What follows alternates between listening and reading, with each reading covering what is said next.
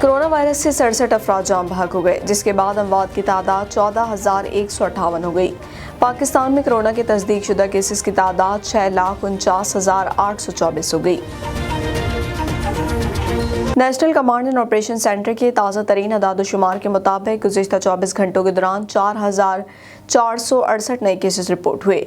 पंजाब में 2,10,095, सिंध में 2,64,355, खैबर पख्तूनख्वा में 83,630, बलूचिस्तान में 19,453, गिलगित बल्तिस्तान में 4,990, इस्लामाबाद में 55,056, जबकि आज़ाद कश्मीर में 12,245 केसेस रिपोर्ट हुए।